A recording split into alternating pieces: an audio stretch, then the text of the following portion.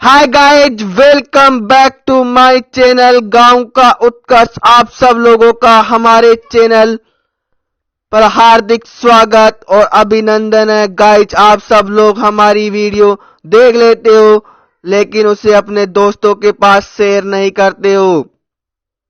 Guys, हम आपके लिए बहुत ज्यादा हार्ड वर्क करके जो जीके के, करंट अफेयर के आदि के जो टॉप लेवल के पर्सन होते हैं उनको इस प्रकार से समझाते हैं कि अगर आप चलते फिरते भी उन पर्सनों को देख लेते हो और अगर वो पर्सन आपकी एग्जाम में आ जाते हैं जिसकी की आने की 100% संभावना होती है, तो आप उन पर्सनों को बिल्कुल राइट करने वाले हो, यानी कि वो पर्सन आपको एग्जाम में पक्के नंबर दिलाने वाले हैं। लेकिन फिर भी आप हमारी वीडियो को आपके दोस्तों के पास शेयर नहीं करते हो, तो प्लीज गाइज, आप सब लोग हमारी वीडियो को अपने दोस्तों के पास में ज्यादा से ज्यादा शेयर करें, हमारे चैनल को सब्सक्राइब करें तथा पास ही जो बेल आइकन का बटन है उसे भी दबा दे। तो गाइज, जो आज की हमारी वीडियो है वो बहुत ही धांसू होने वाली है, क्योंकि हम इस वीडियो में डिस्कस करने वाले हैं जो राजस्थान में आयोजित होने वाला सीईटी का जो ग्रेजुएशन लेवल का एग्जाम है उसमें आने वाले संभावित जीके और करंट अफेयर के जो टॉप पर्सन हैं उनके बारे में हम इस वीडियो क्लास के अंदर डिस्कस करेंगे। यानी कि ये सीईटी कि जो एग्जाम देने जा रहे हैं उनके लिए ये बहुत ही स्पेशल क्लास होने वाली है।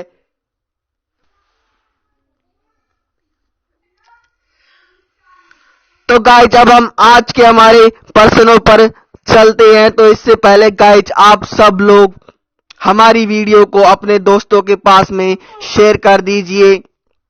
गाइज, हम आपके लिए बहुत ज्यादा हार्ड वर्क करके पर्सनों को जो कि टॉप लेवल के होते हैं उन्हें इस प्रकार से समझाते हैं कि अगर आप चलते फिरते भी अगर हमारी क्लास देख लेते हो और वो पर्सन अगर आपकी एग्जाम में आ जाता है तो भी आपको वो पर्सन पक्का नंबर दिला कर जाएगा, यानी कि आप उस पर्सन को 100% सही करने वाले हो। तो गाइज, सबसे पहले आप हमारी वीडियो को अपने दोस्तों के पास में शेयर कर दीजिए और हमारे चैनल को सब्सक्राइब कर दीजिए और जो पास ही बेल आइकन का बटन है उसको भी दबा दीजिए। तो गाइज, अब हम वीडियो क्लास को शुरू करते हैं। आज का हमारा जो पहला पर्सन है वो इस प्रकार से है कि जो महान वैष्णव संत चैतन्य महाप्रभु हैं का जन्म किस स्थान पर हुआ था। तो गाइज, जो आज का हमारा पहला पर्सन था वो इस प्रकार से है कि जो महान वैष्णव संत है चैतन्य महाप्रभु, उनका जन्म किस स्थान पर हुआ है। तो इसकी ट्रिक है चटनी ना डालियो, और जो इसका उत्तर होगा वो होगा नाड़िया। अब एक बार फिर से हम अच्छे से इस पर्सन को समझ लेंगे। जो हमारा पर्सन था कि जो महान वैष्णव संत है चैतन्य महाप्रभु, तो उनका जन्म किस स्थान पर हुआ था, जिसकी हमारी बहुत ही मजेदार सी ट्रिक थी चटनी ना डालियो। तो गाइज, आप इसे इस प्रकार समझिए कि आप नाश्ता करने के लिए कचौरी खाने गए और वहां पर आपने कचौरी वाले से कहा कि भैया आज मेरे लिए चटनी मत डालियो, आज मेरी कचौरियों में चटनी ना डालियो। तो इस प्रकार आप जोड़कर याद रख सकते हो कि चटनी ना डालियो यानी कि जो चैतन्य महाप्रभु है जो उनका जन्म स्थान है वो है नाडिया। ना डालियो से हमारा हो जाएगा नाडिया।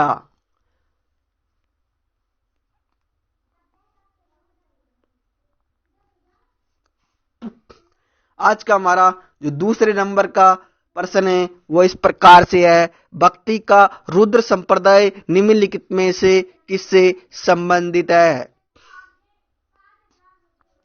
और जो इसकी हमारी ट्रिक है वो है रुद्र को बल्ला चाहिए। और इसकी जो उत्तर होगा वो होगा वल्लभाचार्य जी। तो गाइस अब हम एक बार फिर से अच्छे से इस प्रश्न को समझ लेंगे। जो हमारा दूसरे नंबर का प्रश्न था वो ये था कि जो भक्ति का रुद्र संप्रदाय निम्नलिखित में से किससे संबंधित है। यानी कि आपको संत का नाम बताना था जिससे संबंधित है। तो इसकी हमारी बहुत ही मजेदार शानदार सी ट्रिक है, रुद्र को बल्ला चाहिए। यानी कि जो रुद्र है वो क्रिकेट खेलने का शौकीन है और उसको बैट चाहिए, तो रुद्र को बल्ला चाहिए। तो रुद्र से हमारा हो जाएगा रुद्र संप्रदाय और बल्ला चाहिए से हो जाएगा वल्लभाचार्य। इस प्रकार हम आसानी से इस प्रश्न को याद कर लेंगे। आज का हमारा जो तीसरे नंबर का प्रश्न है वो इस प्रकार से है कि जो बिंदुसार की सभा 500 सदस्य वाली एक मंत्री परिषद थी जिसके प्रधान को किस नाम से जाना जाता था। और जो इसकी हमारी ट्रिक है, खाली टपकी को बिंदु कहते हैं। तो गाइस आप सब जानते ही हैं कि खाली टपकी को बिंदु कहा जाता है। जो इसका उत्तर होगा वो होगा खल्ला टक। अब एक बार फिर से हम अच्छे से इस प्रश्न को समझ लेंगे। गाइस जो हमारा प्रश्न था कि जो बिंदुसार की जो सभा वो 500 सदस्य वाली एक मंत्री परिषद थी जिसके प्रधान को किस नाम से जाना जाता है। तो खाली टपकी को बिंदु कहते हैं और आप जानते ही हैं कि खाली टपकी को बिंदु कहते हैं। तो खाली टपकी से हमारा हो जाएगा खल्ला टक। और बिंदु से हम याद रखेंगे कि जो बिंदुसार है उनकी जो 500 सदस्य वाली मंत्री परिषद थी उसे खल्ला टक के नाम से जाना जाता था। आज का हमारा जो चौथे नंबर का प्रश्न है वो इस प्रकार से है कि जो चंद्रगुप्त मौर्य है उनके समय पुष्यगुप्त है वो कहाँ का राज्यपाल था। तो और जो इसकी हमारी ट्रिक होने वाली है वो है चंदू सोए। और जो इसका उत्तर होगा वो होगा सौराष्ट्र।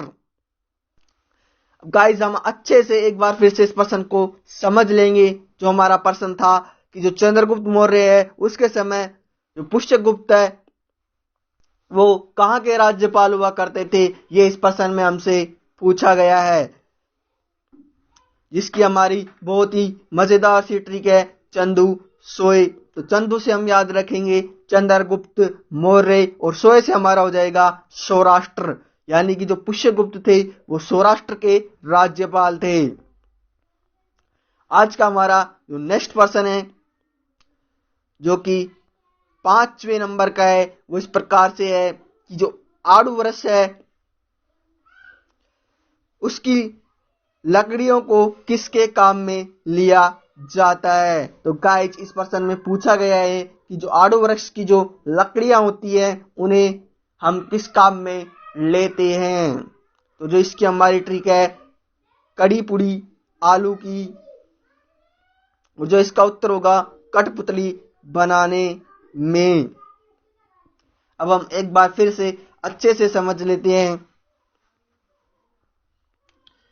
इस प्रश्न को। जो हमारा प्रश्न था कि जो आड़ू वृक्ष है उसकी लकड़ियों को किसके काम में लिया जाता है, जिसकी ट्रिक थी कड़ी पुड़ी। कड़ी पुड़ी से हमारा हो जाएगा कठपुतली और आलू की यानी कि आड़ू वृक्ष। आलू से हमारा हो जाएगा आड़ू वृक्ष। गाइस आज का हमारा जो नेक्स्ट प्रश्न है जो कि 6 नंबर का है वो इस प्रकार है, निम्नलिखित में से कौन सी समिति वन से संबंधित है। तो गाइस इस प्रश्न में पूछा गया है कि जो वनों से संबंधित समिति है वो कौन सी समिति है, जिसकी ट्रिक है जीके के बहुत से वन लाइन क्वेश्चन बहुत महत्वपूर्ण होते हैं। तो गाइस आप सभी जानते हैं कि जो जीके के वन लाइन के प्रश्न होते हैं वो बहुत महत्वपूर्ण होते हैं और अक्सर एग्जाम में यहीं से प्रश्न पूछे जाते रहे हैं और जाते हैं। यानी कि जो संस्थापकों के नाम होते हैं, राजधानी और भी बहुत से इंपॉर्टेंट क्वेश्चन होते हैं जो कि वन लाइन से ही पूछे जाते हैं।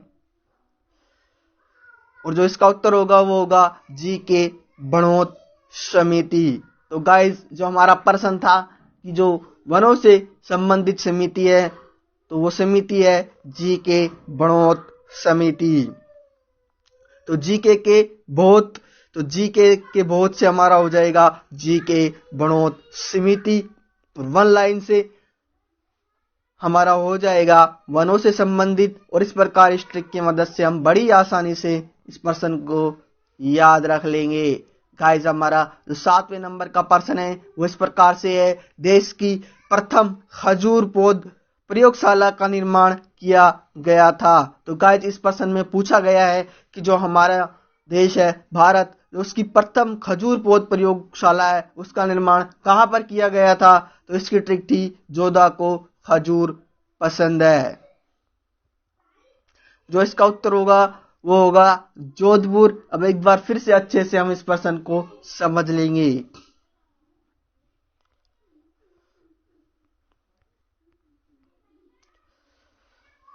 जो हमारा प्रश्न था कि देश की प्रथम खजूर पौध प्रयोगशाला का निर्माण कहां पर किया गया, जिसकी ट्रिक है जोधा। तो जोधा से हमारा हो जाएगा जोधपुर। तो गाइस जोधा मुगल काल का जो इतिहास है उसमें एक बहुत ही शानदार कैरेक्टर है, आप सभी जानते हैं। और जो जोधा अकबर का जो नाटक आता है तो इस प्रकार से भी आप याद रख सकते हैं। जोधा से हमारा हो जाएगा जोधपुर। और खजूर से जो खजूर की जो प्रथम प्रयोगशाला है वो जोधपुर में खोली गई।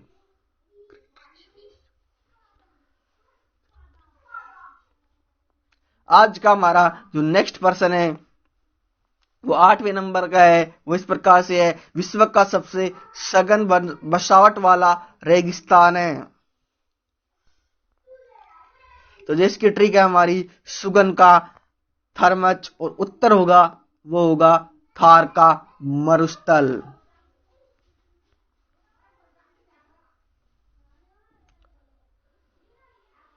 तो गाइस एक बार फिर से हम अच्छे से इस प्रश्न को समझ लेंगे। जो हमारा प्रश्न था कि जो विश्व का सबसे सघन बसावट वाला रेगिस्तान है वो कौन सा है, इस प्रश्न में हमसे पूछा गया है कि तो गाइस वैसे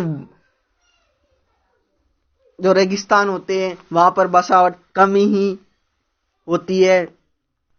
तो हमें इस प्रश्न में पूछा गया है कि जो सघन बसावट वाला रेगिस्तान है वो कौन सा है, इसकी हमारी ट्रिक है सुगन का थरमच। तो सुगन से हमारा हो जाएगा सघन और थरमच से हो जाएगा हमारा थार का मरुस्थल।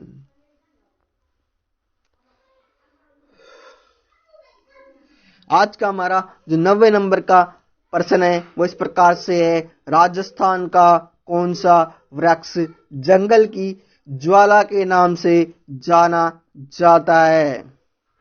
तो गाइस इसकी ट्रिक है जला हुआ ज्वाला का पिलास।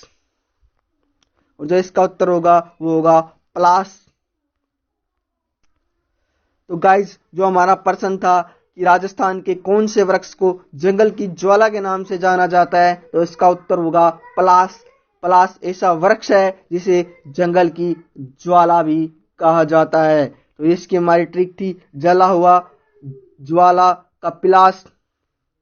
तो गाइस आप जानते हैं कि पिलास एक इलेक्ट्रॉनिक उपकरण है। तो लाइट वाइट से वो जल गया होगा और जला से हमारा हो जाएगा जंगल।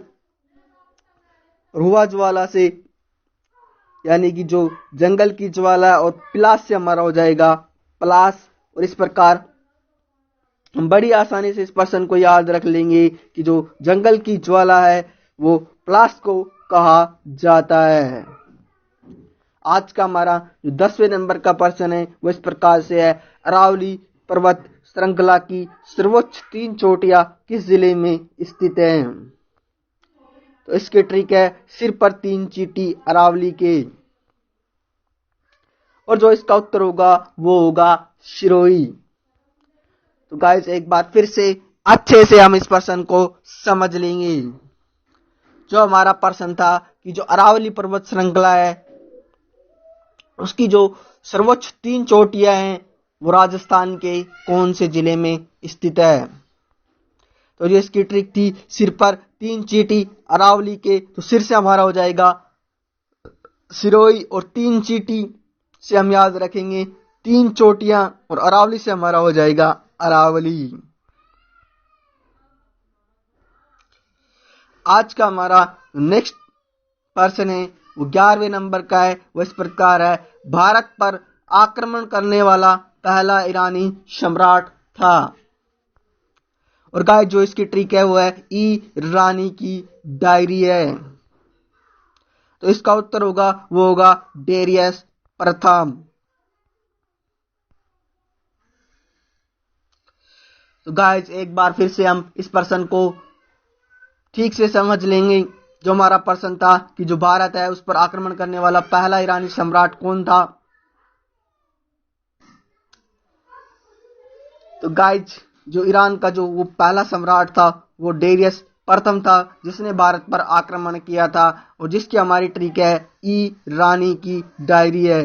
तो ईरानी से हो जाएगा हमारा ईरानी, और डायरी से हमारा हो जाएगा डेरियस प्रथम। और गाइस ई का मतलब यह होता है, यानी कि यह रानी की डायरी है, जो कि स्थानीय भाषा में जो ई है उसका मतलब यही होता है। तो गाइस जो अब हमारी ट्रिक होती है उनमें हम जो नाम होते हैं उनको ज्यादा यूज करते हैं, क्योंकि आप नामों को आसानी से याद रख सकते हैं, क्योंकि आपको इस चीज का अभ्यास होता है। आपको पहले से ही बहुत से लोगों के नाम याद होते हैं जिन्हें आप कभी नहीं भूलते, चाहे वो आपके दोस्त हो, चाहे वो आपके रिश्तेदार हो, चाहे वो आपके गांव के हो, चाहे वो आपके मिलने जुलने वाले हो। तो इसलिए हम हमारे पर्सनों में ज्यादा व्यक्ति और महिलाओं के ही नाम लेते हैं, जिनको कि आपको याद रखने में आसानी होती है, जिनका आपको शुरू से ही अभ्यास होता है।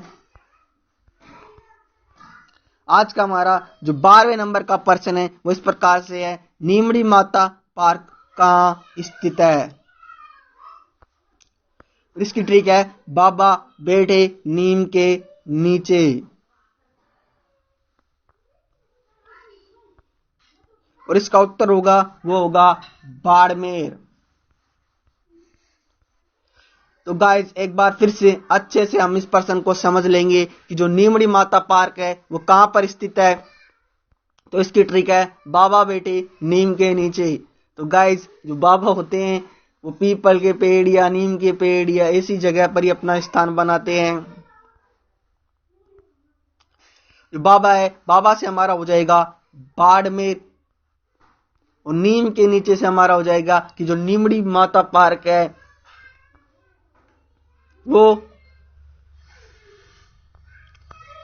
और गाइस आज का हमारा जो नेक्स्ट पर्सन है जो कि 13वें नंबर का पर्सन है वो इस प्रकार से है कि जो सती प्रथा है उसको समाप्त करने हेतु कानून बनाया गया था।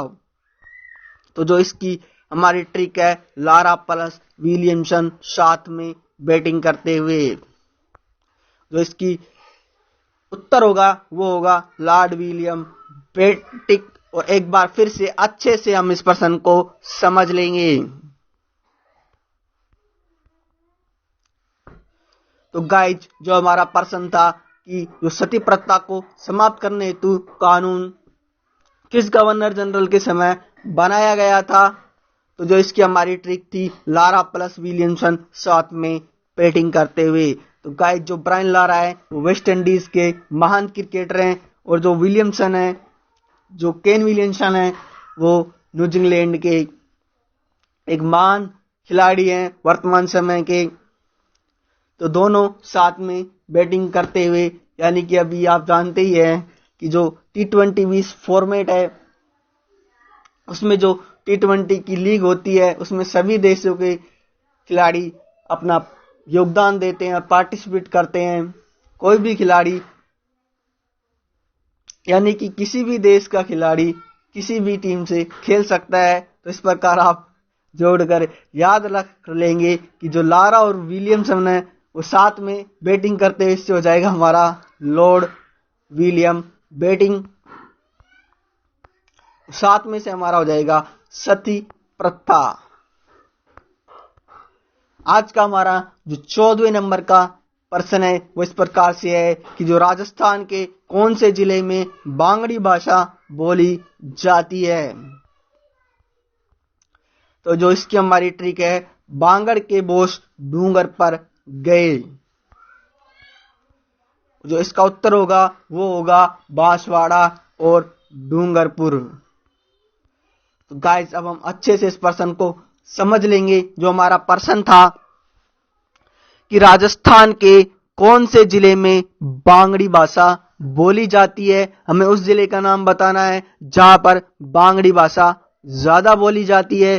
तो इसकी ट्रिक है, बांगड़ के बोस डूंगर पर गए, यानी कि जो बांगड़ है उनके जो बोस हैं वो डूंगर पर घूमने चले गए।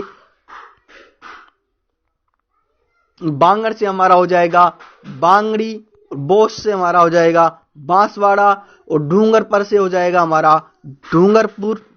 और इस प्रकार इन शब्दों की मदद से हम बड़ी आसानी से इस प्रश्न को याद रख लेंगे। गाइस आज का हमारा जो 15वें नंबर का क्वेश्चन है वो इस प्रकार से है कि जो केंद्रीय पशुधन अनुसंधान संस्था है वो कहां पर स्थित है। और इसकी ट्रिक है, पशुओं जैसी सूरत के क्या कर दिया। और इसका उत्तर होगा वो होगा सूरतगढ़। अब गाइस हम इस प्रश्न को एक बार फिर अच्छे से समझ लेंगे। जो हमारा प्रश्न था कि जो केंद्रीय पशुधन अनुसंधान संस्था है वो कहां पर स्थित है, जिसकी हमारी ट्रिक है कि पशुओं जैसी सूरत के क्या कर दिया। तो गाइस आपको भी सुनने को मिल जाता होगा, यदि आपसे कोई नुकसान हो जाता है तो आपको जो प्रतिक्रिया में जो सुनने को मिलता है वो यही मिलता है कि जानवरों जैसी शक्ल के क्या कर दिया ये। तो इस प्रकार से आप जोड़कर याद रख सकते हैं कि जो केंद्रीय पशु अनुसंधान संस्था है वो सूरतगढ़ में स्थित है। आज का हमारा जो 16वें नंबर का प्रश्न है वो इस प्रकार से है, रागड़ी भाषा जिन भाषाओं के मिश्रण से बनी है वह भाषा कौन कौन सी है। तो गाइस इसकी ट्रिक है, राबड़ी के मामा। और जो इसका उत्तर होगा वो होगा मारवाड़ी और मालवी। तो गाइस एक बार फिर से अब हम अच्छे से इस प्रश्न को समझ लेंगे। जो हमारा प्रश्न था कि जो रागड़ी भाषा है वो किन किन भाषाओं के मिश्रण से बनी है, वो कौन सी भाषा है जिनके मिश्रण से रागड़ी भाषा का निर्माण हुआ है। तो जिसकी हमारी बहुत ही मजेदार सी ट्रिक है राबड़ी के मामा। राबड़ी से हमारा हो जाएगा रागड़ी, मामा में जो माँ है माँ से हमारा हो जाएगा मारवाड़ी, और जो दूसरे नंबर का माँ है उससे हमारा हो जाएगा मालवी। आज का हमारा जो नेक्स्ट प्रश्न है जो कि 17वें नंबर का है वो इस प्रकार से है, ज्योतिराव फूले द्वारा महाराष्ट्र में सत्यशोधक समाज की स्थापना कब की गई। और इसकी ट्रिक है, ज्योति अठी है तेरा तरबूज सच में। और इसका उत्तर होगा वो होगा 1873। और एक बार फिर से अच्छे से हम इस प्रश्न को समझ लेंगे। तो गाइस जो हमारा प्रश्न था वो इस प्रकार से था कि जो ज्योतिराव फूले है उनके द्वारा महाराष्ट्र में जो सत्यशोधक समाज है उसकी स्थापना कब की गई थी, यानी कि कौन से वर्ष में की गई थी, ये हमें इस प्रश्न के अंदर पूछा गया है। तो ज्योति अठी है तेरा तरबूज सच में, यानी कि जो ज्योति है वो तरबूज लेकर आपके पास पहुंच गई और आपने उसके तरबूज को कहीं छुपा दिया और अब आप उससे मजाक कर रहे हो कि ज्योति तेरा तरबूज अठी है सच में, यहीं पर है तेरा तरबूज, हमने तो कहीं नहीं छिपा रखा है। तो ज्योति से हमारा हो जाएगा ज्योतिराव फूले, अठी से हमारा हो जाएगा 1800 और तेरा तरबूज से हमारा हो जाएगा 73। सच में से हम याद रखेंगे कि जो सत्यशोधक समाज है तो इस प्रकार इन शब्दों की मदद से हम इस पर्सन को याद रख लेंगे कि जो ज्योतिराव फुले द्वारा महाराष्ट्र में जो सत्यशोधक समाज है उसकी स्थापना 1873 में की गई थी। आज का हमारा जो नेक्स्ट पर्सन है जो कि 18वें नंबर का है वो इस प्रकार है। मौर्य काल में शिक्षा का सर्वाधिक प्रसिद्ध केंद्र था। तो जिसकी ट्रिक है शिक्षा को मिला तख्ता शिला का। जो इसका उत्तर है होगा वो होगा तक्षशिला। तो गाइस इस पर्सन को हम एक बार फिर से अच्छे से समझ लेंगे। जो हमारा 18वें नंबर का क्वेश्चन था वो इस प्रकार से था कि जो मौर्य काल है उसमें जो शिक्षा का सर्वाधिक प्रसिद्ध केंद्र था वो कौन सा था। तो इसकी ट्रिक है शिक्षा को मिला तख्ता शिला का, यानी कि जो शिला का तख्ता था वो शिक्षा को पा गया। तो यानी कि जो शिला है तो उसके बच्चे हैं वो तख्ते को खेलते खेलते कहीं बाहर घर से बाहर ले गए होंगे। तो शिक्षा रास्ते में जा रही होगी तो उसको शिला का तख्ता मिल गया। तो इस प्रकार से आप जोड़कर याद रख सकते हैं कि शिक्षा को मिला तख्ता शिला का और इसका जो उत्तर होगा वो होगा तक्षशिला।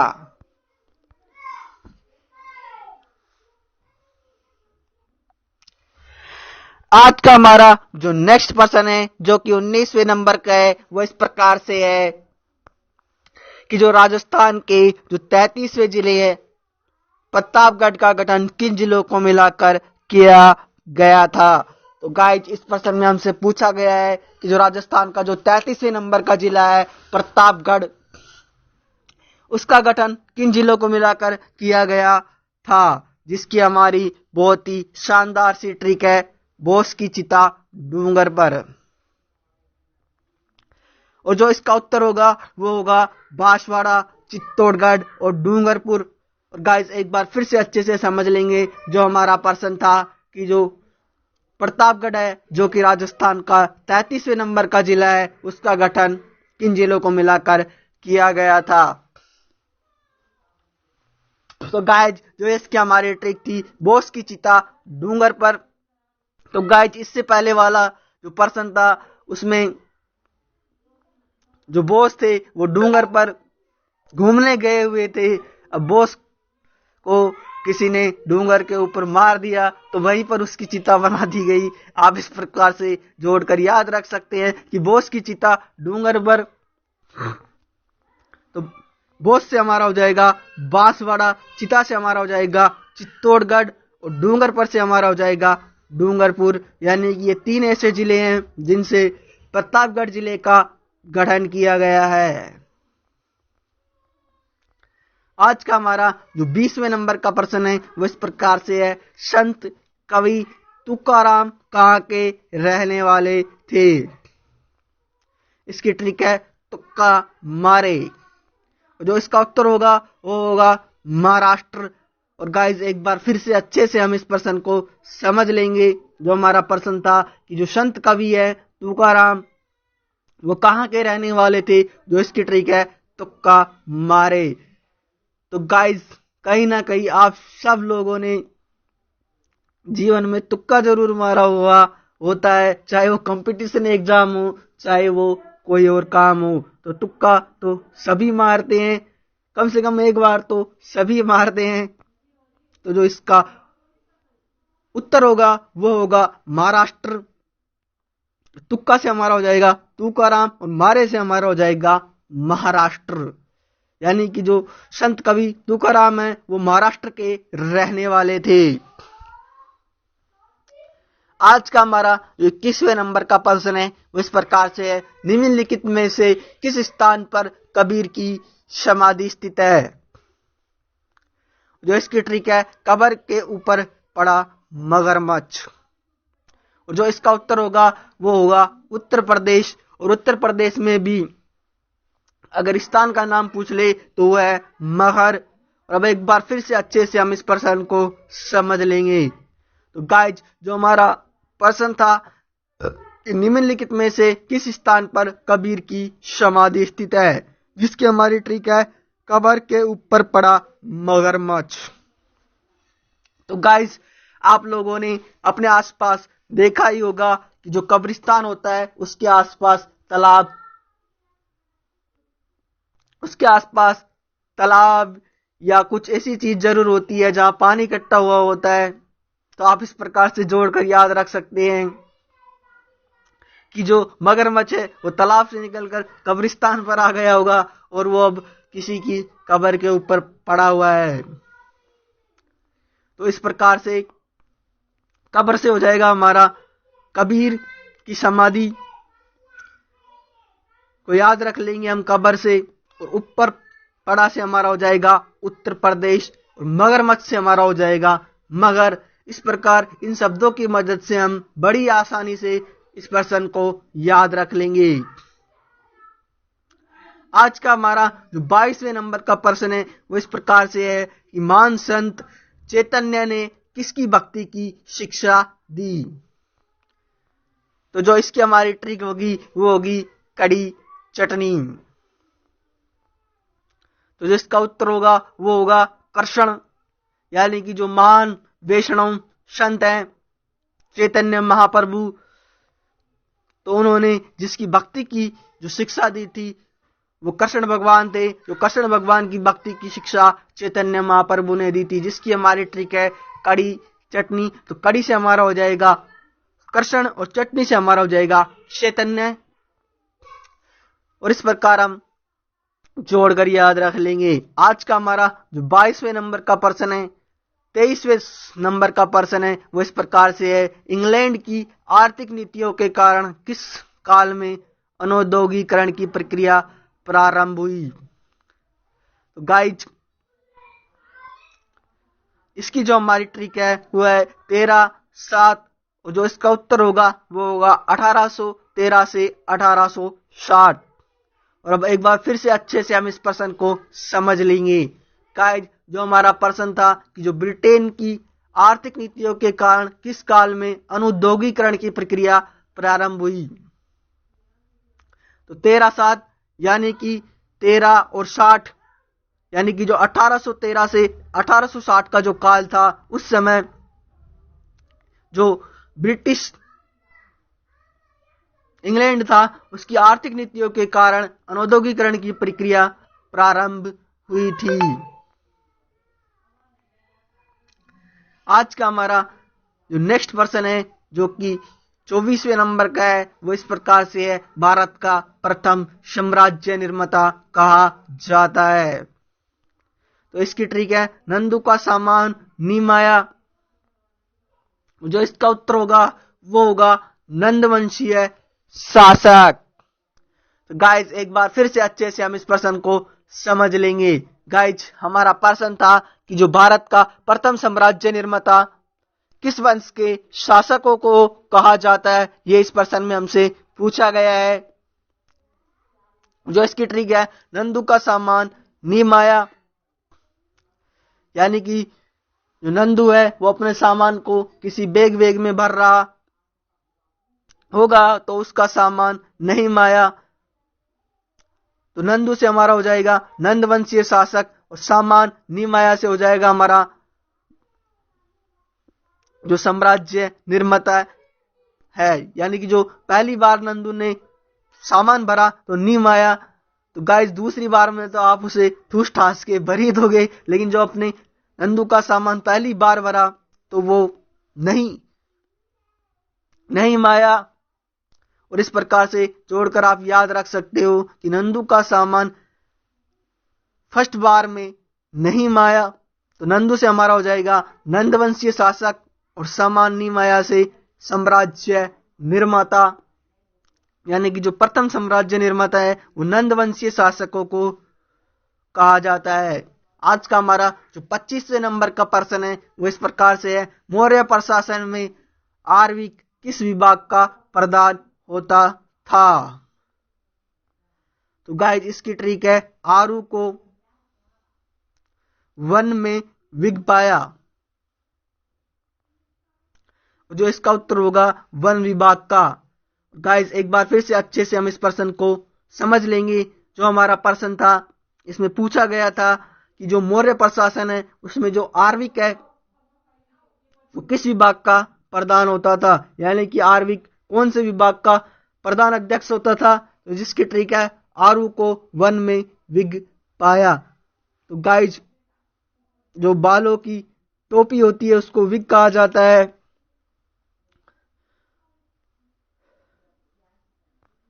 तो आरू से हो जाएगा हमारा आरू विग से विग, यानी कि आरू विग। और आरू को जो विग वो कहां पर पाया था, तो वन में पाया। तो इससे हो जाएगा कि जो वन विभाग का प्रधान है उसे आरू विग कहा जाता है, यानी कि जो आरू को विग है वो वन के अंदर पाया। इस प्रकार जोड़कर आप याद रख लेंगे, जो आरू विग है उसको वन विभाग का प्रधान कहा जाता है। आज का हमारा जो नेक्स्ट पर्सन है जो कि 26वें नंबर का है, वो इस प्रकार से है कि आदिवासियों में हरे सोने के नाम से विख्यात है। जिसकी ट्रिक है हरे सोनू बोस। जो इसका उत्तर होगा वो होगा बांस। और गाइज हम एक बार फिर से अच्छे से इस पर्सन को समझ लेंगे। आदिवासियों में हरे सोने के नाम से विख्यात है हरे सोनू बोस। इसकी जो हमारी ट्रिक थी, हरे से हमारा हो जाएगा हरे, सोनू से हमारा हो जाएगा सोना, और बोस से हमारा हो जाएगा बांस। और इस प्रकार इन शब्दों की मदद से इस पर्सन को आप बड़ी आसानी से याद रख सकते हैं। आज का हमारा जो 27वें नंबर का प्रश्न है वो इस प्रकार से है, अलवर के शासक तेज सिंह द्वारा बनाई गई फॉरेस्ट सेटलमेंट रिपोर्ट का नाम है। इसकी ट्रिक है तेजू ने फॉरेस्ट से टमाटर मंगवाकर लाल किताब लिखी। और जो इसका उत्तर होगा वो होगा लाल किताब 1947। और गाइस एक बार फिर से हम अच्छे से इस पर्सन को समझ लेंगे। तो गाइस जो हमारा 27वें नंबर का पर्सन था वो इस प्रकार से था कि जो अलवर के शासक हैं तेज सिंह, उनके द्वारा फॉरेस्ट सेटलमेंट नाम से एक रिपोर्ट बनाई गई थी। तो इस रिपोर्ट को हम किस नाम से जानते हैं, यह इस पर्सन के अंदर पूछा गया है। तो गाइज जिसकी हमारी ट्रिक थी कि जो तेजू है उन्होंने फॉरेस्ट से टमाटर मंगवाए और टमाटर मंगवाकर एक लाल किताब लिखी। तो गाइज लाल किताब लिखने के लिए आप जानते हैं कि लाल स्याही की जरूरत पड़ेगी। तो जो टमाटर होता है उसमें भी लाल रसी निकलता है। तो इस प्रकार से जोड़ लेंगे कि जो तेजू थे उन्होंने फॉरेस्ट यानी कि जंगल से टमाटर मंगवाकर लाल किताब लिखी। तो तेजू से हमारा हो जाएगा तेज सिंह, और फॉरेस्ट से टमाटर से हमारा हो जाएगा फॉरेस्ट सेटलमेंट। और लाल किताब से हो जाएगा हमारा लाल किताब 1947। लाल किताब 1947 है वो अलवर के शासक तेज सिंह के द्वारा लिखी गई फॉरेस्ट सेटलमेंट रिपोर्ट का नाम है। आज का हमारा जो 28वें नंबर का क्वेश्चन है वो इस प्रकार से है, पशुधन श्रेणी में राज्य पशु घोषित किया गया है। तो जिसकी ट्रिक है पशु का धन ऊंट पर। और जो इसका उत्तर होगा वो होगा ऊंट। और गाइस एक बार फिर से अच्छे से हम इस पर्सन को समझ लेंगे। जो हमारा पर्सन था कि जो पशुधन श्रेणी है उसमें जो राज्य पशु घोषित किया गया है वो किसे किया गया है। जो इसकी ट्रिक थी पशु का धन ऊंट पर। तो पशु का धन से हमारा हो जाएगा पशुधन और ऊंट से हमारा हो जाएगा ऊंट। तो गाइस जो ऊंट होता है उस पर जो अरब कंट्रियां होती है वहां पर या रेगिस्तानी इलाकों में ऊंट पर ही धन लादने का काम किया जाता है। आप इस प्रकार से भी जोड़कर याद रख सकते हैं कि जो अरब कंट्री या जो रेगिस्तानी इलाका होता है वहां से अगर आप धन या कोई सामान लेकर आते हैं तो जो तो वो ऊंट का ही ज्यादा उपयोग करते हैं। आज का हमारा जो नेक्स्ट पर्सन है जो कि 29वें नंबर का है वो इस प्रकार से है। मौर्य काल में जो वाणिज्यिक अधीक्षक कहलाता था, जो इसकी ट्रिक है पन्या की मोर जैसी वाणी, और जो इसका उत्तर होगा वो होगा पन्या अध्यक्ष। तो गाइस इस प्रश्न में पूछा गया था कि जो मौर्य काल है उसमें जो वाणिज्य का जो अधीक्षक होता था उसे किस नाम से जाना जाता था। गाइस मौर्य काल में जो वाणिज्य का जो अध्यक्ष होता था उसे पन्या अध्यक्ष कहा जाता था, जिसकी हमारी ट्रिक है पन्या की मोर जैसी वाणी। तो पन्या से हमारा हो जाएगा पन्या अध्यक्ष, मोर से हम याद रखेंगे मौर्य काल, वाणी से हमारा हो जाएगा कि जो वाणिज्य अध्यक्ष था वो पन्या अध्यक्ष कहलाता था मौर्य काल में। आज का हमारा जो नेक्स्ट पर्सन है जो कि 30वें नंबर का है वो इस प्रकार से है। राजस्थान में प्रथम भालू अभ्यारण्य का संबंध किससे है, जिसकी हमारी ट्रिक है भालू सूंघे माथा। जिस इसका उत्तर होगा वो होगा सुंदा माता। और एक बार फिर से अच्छे से हम इस प्रश्न को समझ लेते हैं। जो हमारा 30वें नंबर का प्रश्न था वो इस प्रकार से था कि जो राजस्थान में जो प्रथम भालू अभ्यारण्य है उसका संबंध किससे है, तो भालू सूंघे माता। तो गाइस आपने एक कहानी सुनी होगी कि दो दोस्त जंगल में जा रहे होते हैं और भालू आ जाता है, तो एक दोस्त तो पेड़ पर चढ़ जाता है और दूसरे जो दोस्त होता है उससे पेड़ पर चढ़ना नहीं आता, तो वो जमीन पर ही लेट जाता है और अपनी सांसों को रोक लेता है। और फिर भालू आता है तो वो उसके सिर यानी माथे के पास ही आता है और उसके वो सूंघ सूंघा के चला जाता है। तो आप इस प्रकार से जोड़कर याद रख लेंगे कि भालू सूंघे माथा। तो इससे हो जाएगा जो सुंदा माता है उससे जो प्रथम भालू अभ्यारण्य है सुंदा माता अभ्यारण्य है। आज का हमारा जो 31वें नंबर का प्रश्न है वो इस प्रकार से है कि जो क्षेत्रफल की दृष्टि से राजस्थान का सबसे छोटा जिला कौन सा है। तो इसकी ट्रिक है 6 फल धोकर लाओ राजू, और जो इसका उत्तर होगा वो होगा धौलपुर। तो गाइस एक बार फिर से अच्छे से हम इस प्रश्न को समझ लेंगे। तो गाइस जो हमारा प्रश्न था कि जो क्षेत्रफल की दृष्टि से राजस्थान का सबसे छोटा जिला कौन सा है, तो 6 फल से हो जाएगा हमारा क्षेत्रफल, धोकर से हमारा हो जाएगा धौलपुर और राजू से हमारा हो जाएगा राजस्थान। यानी कि जो राजस्थान का जो क्षेत्रफल की दृष्टि से जो सबसे छोटा जिला है वो धौलपुर है।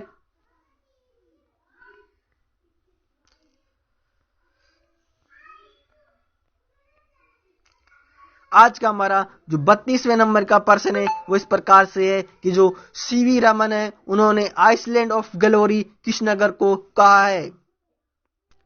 तो इसकी ट्रिक है रमन आइस लेकर गैलरी में जा पहुंचा।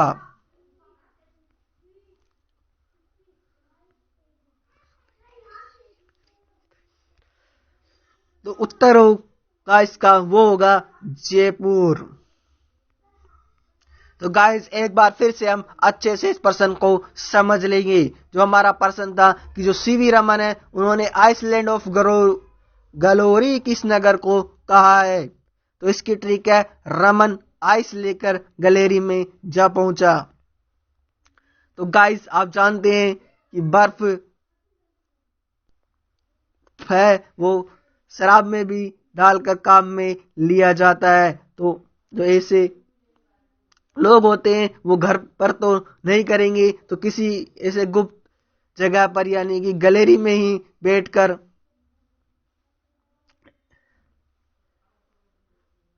इस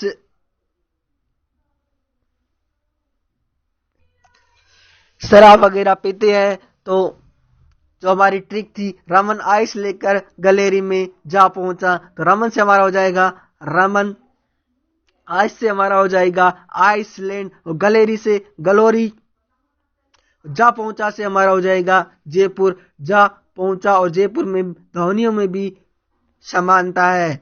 और इस प्रकार जोड़कर हम इस प्रश्न को आसानी से याद रख लेंगे। आज का हमारा जो 33वें नंबर का प्रश्न है वो इस प्रकार से है, राजस्थान में बियड भूमि का सर्वाधिक विस्तार किस जिले में है? तो इसकी ट्रिक है धोलू की बीड़ी, और जो इसका उत्तर होगा वो होगा धौलपुर। तो गाइज जो हमारा 33वें नंबर का क्वेश्चन था वो इस प्रकार से था कि जो राजस्थान है उसमें जो बियड भूमि है उसका सर्वाधिक विस्तार कौन से जिले में है? तो जिसकी हमारी ट्रिक थी कि धोलू की बीड़ी, और इसका उत्तर होगा वो होगा धौलपुर। धोलू से हमारा हो जाएगा धौलपुर, और बीड़ी से हमारा हो जाएगा कि जो बियड क्षेत्र है वो जिसका विस्तार धौलपुर में सर्वाधिक है।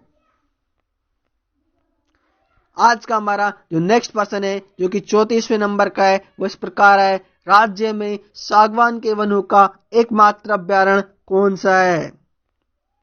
तो इसकी ट्रिक है सीता ने मेथी का साग बनाया, और जो इसका उत्तर होगा वो होगा सीता माता अभ्यारण्य। तो गाइज एक बार फिर से अच्छे से हम इस प्रश्न को समझ लेंगे कि जो हमारा राज्य राजस्थान है उसमें जो सागवान के वनों का एकमात्र अभ्यारण्य है वो कौन सा है? तो जिसकी ट्रिक थी सीता ने मेथी का साग बनाया, तो सीता ने मेथी, तो सीता से हमारा हो जाएगा सीता, मेथी से हमारा हो जाएगा माता, और साग से हमारा हो जाएगा सागवान। और इस प्रकार हम जोड़कर याद रख लेंगे कि जो सागवान के वनों का एकमात्र अभ्यारण्य है वो सीता माता अभ्यारण्य है। आज का हमारा जो 35वें नंबर का क्वेश्चन है वो इस प्रकार से है कि जो राजस्थान के किन जिलों में हाड़ौती भाषा बोली जाती है? तो गाइज इसकी ट्रिक है बाबू को झूला दे,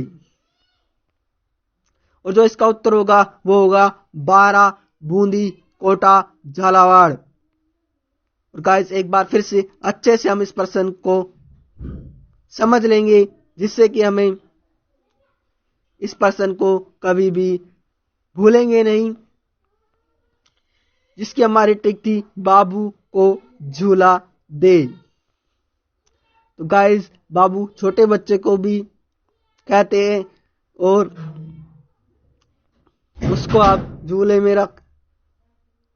में रखते ही हैं। तो जो हमारी ट्रिक है बाबू को झूला दे, और बाबू में जो बा है उससे हमारा हो जाएगा बारा, और बू है उससे हमारा हो जाएगा बूंदी, को से हमारा हो जाएगा कोटा, और झूला दे से हमारा हो जाएगा झालावाड़। और इस प्रकार हम याद रख लेंगे कि जो हाड़ौती भाषा है वो इन 4 जिलों के अंदर बोली जाती है। आज का हमारा जो नेक्स्ट प्रश्न है जो कि 36वें नंबर का है वो इस प्रकार से है, उत्तर प्रदेश के साथ जिन जिलों की सीमा लगती है उन जिलों के नाम लिखिए। और इसकी ट्रिक है बी डी, और जो इसका उत्तर होगा वो होगा भरतपुर और धौलपुर। तो गाइस जो हमारा प्रश्न था उसे हम एक बार फिर से अच्छे से समझ लेंगे कि जो उत्तर प्रदेश के साथ जिन जिलों की सीमा लगती है वो जिले कौन कौन से हैं। वो जिले हैं भरतपुर और धौलपुर, ऐसे जिले हैं जिनकी उत्तर प्रदेश के साथ में सीमा लगती है। तो बी से हमारा हो जाएगा भरतपुर, और डी से हमारा हो जाएगा धौलपुर। गाइस जो हमारा 37वें नंबर का क्वेश्चन है वो इस प्रकार से है, भरतपुर जिले में बहने वाली नदियां हैं। उसकी ट्रिक है रूपा की बग्गी, और जो इसका उत्तर होगा वो होगा रूपाइल, बाणगंगा और गंभीरी। ये तीनों नदियां ऐसी हैं जो कि राजस्थान के भरतपुर जिले में पड़ती है। तो गाइस अब हम एक बार फिर से अच्छे से हमारी ट्रिक को समझ लेंगे। तो रूपा से हमारा हो जाएगा रूपाहेल, और जो बग्गी में जो ब है उससे हमारा हो जाएगा बाण गंगा, और गी से हमारा हो जाएगा गंभीरी। आज का हमारा जो 38वें नंबर का प्रश्न है वो इस प्रकार से है, राजस्थान में न्यूनतम व सर्वाधिक शहरी जनसंख्या घनत्व वृद्धि वाले जिले हैं। तो गाइस इस प्रश्न में पूछा गया है कि जो राजस्थान में ऐसे कौन से जिले हैं जिनमें जो शहरी जनसंख्या घनत्व वृद्धि है वो सबसे ज्यादा और कम हुई है। वो कौन कौन से जिले हैं जिनमें जो जनसंख्या घनत्व वृद्धि है वो कम और ज्यादा हुई है। तो इसकी ट्रिक है डमरू का दोस्त, और जो इसका उत्तर होगा वो होगा डूंगरपुर और दौसा। ऐसे जिले हैं जिनमें की जो जनसंख्या घनत्व वृद्धि है वो सबसे कम और सबसे ज्यादा हुई है। सबसे कम हुई है डूंगरपुर में और सबसे ज्यादा हुई है दौसा के अंदर। तो गाइस एक बार फिर से अच्छे से समझ लेंगे जो हमारा प्रश्न था कि राजस्थान में न्यूनतम व सर्वाधिक शहरी जो जनसंख्या घनत्व वृद्धि है वो कौन कौन से जिलों के अंदर हुई है, जिसकी हमारी ट्रिक थी डमरू का दोस्त। डमरू से हमारा हो जाएगा डूंगरपुर और दोस्त से हमारा हो जाएगा दौसा। तो गाइस अगर आप सब लोगों को हमारी ये वीडियो पसंद आ रही हो तो गाइस आप सब लोग इस वीडियो को लाइक करें और आपके दोस्तों के पास में हमारी वीडियो को शेयर करें, और जो पास ही और हमारे चैनल को सब्सक्राइब करें, और जो पास ही बेल आइकन का बटन है उसे भी दबा दें। गाइस हम आपके लिए बहुत ज्यादा हार्ड वर्क करके प्रश्नों को इस प्रकार से तैयार करते हैं कि अगर आप उन्हें चलते फिरते भी पढ़ लेते हो तो भी आपके प्रश्न गलत नहीं होने वाले हैं। अगर वो प्रश्न कंपटीशन एग्जाम में आता है जिसके की आने की 100% संभावना होती है, हम ऐसे ही लेवल के प्रश्नों को क्लास के अंदर डिस्कस करते हैं जिनके आने की 100% संभावना होती है। तो गाइस प्लीज आप सब लोग ज्यादा से ज्यादा हमारी वीडियो को अपने दोस्तों के पास शेयर करें और हमारे चैनल को भी सब्सक्राइब करें।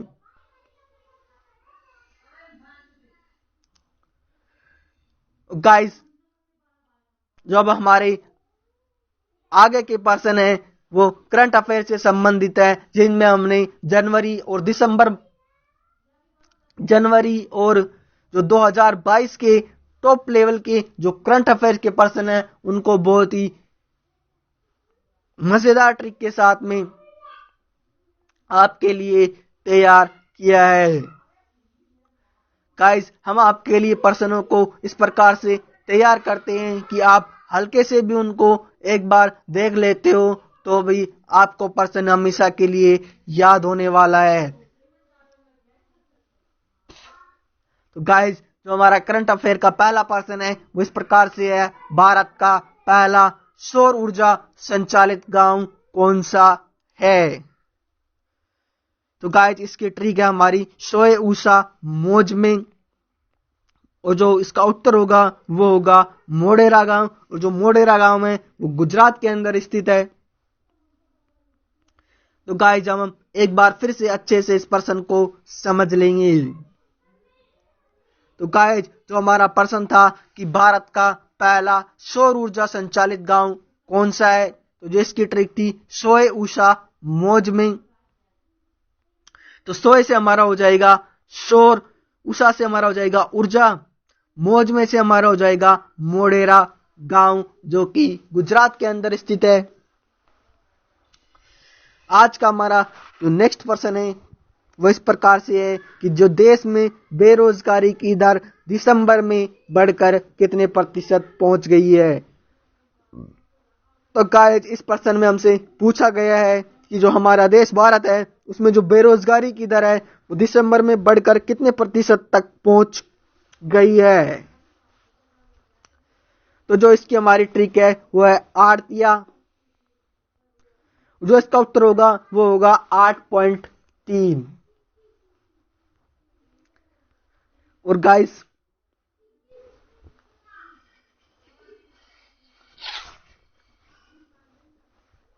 एक बार फिर से हम अच्छे से इस पर्सन को समझ लेंगे। जो हमारा प्रश्न था कि जो देश में बेरोजगारी की दर है वो दिसंबर माह तक बढ़कर कितने प्रतिशत तक पहुंच चुकी है।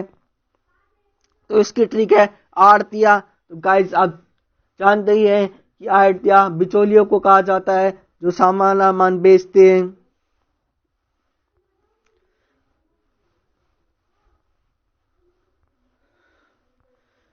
तो गाइस अगर आप इस शब्द के भी दो टुकड़े करोगे यानी कि आठ 8 प्लस तिया यानी कि 3, तो इस प्रकार जोड़कर हमारा हो जाएगा 8.3% जो कि बेरोजगारी की दर है। आज का हमारा जो नेक्स्ट पर्सन है जो कि तीसरे नंबर का है वो इस प्रकार से है, अहमदाबाद दिल्ली संपर्क क्रांति एक्सप्रेस का नाम बदलकर क्या रखा जाएगा। तो जो इसकी हमारी ट्रिक है अक्षर का एक्सरे, और जो इसका उत्तर होगा वो होगा अक्षरधाम एक्सप्रेस।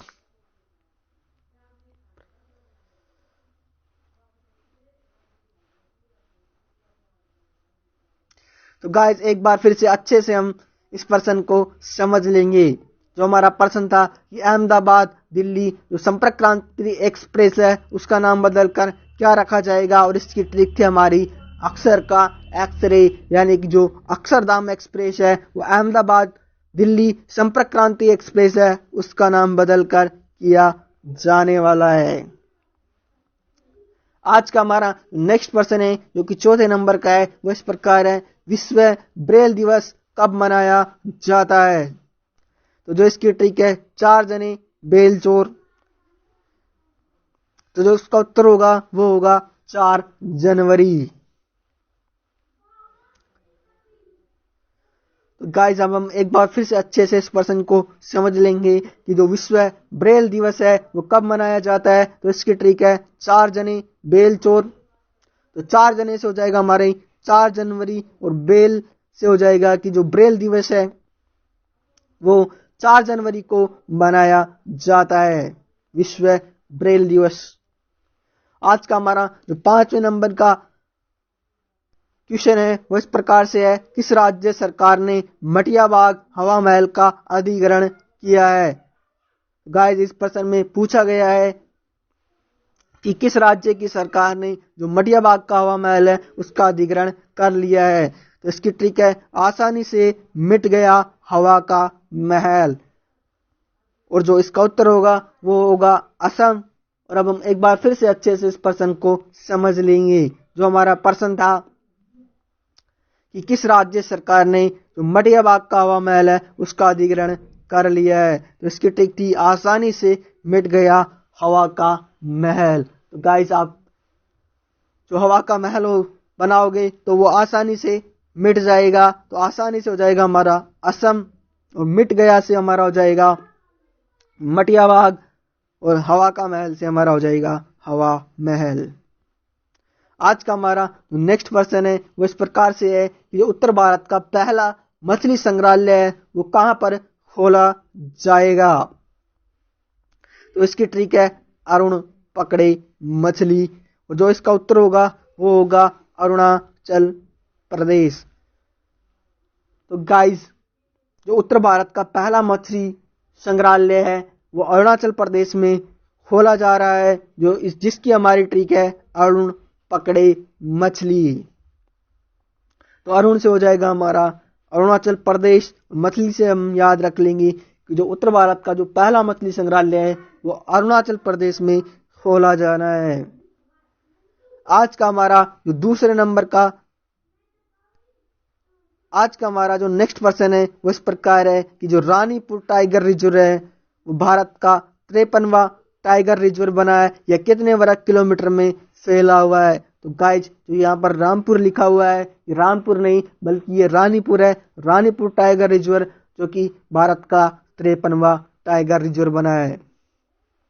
तो इस प्रश्न में हमसे पूछा गया है कि यह कितने वर्ग किलोमीटर में फैला हुआ है। तो इसकी ट्रिक है रानी की टाइम में 5 दाने, और इसका जो उत्तर होगा वो होगा 529 यानी कि 529।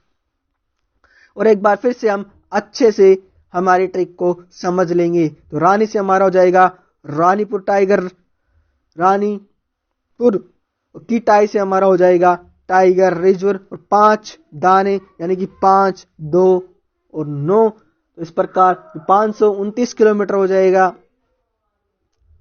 यानी कि जो रानीपुर टाइगर रिजर्व है, जो कि 53वें नंबर का भारत का टाइगर रिजर्व है, यह 529 किलोमीटर में फैला हुआ है।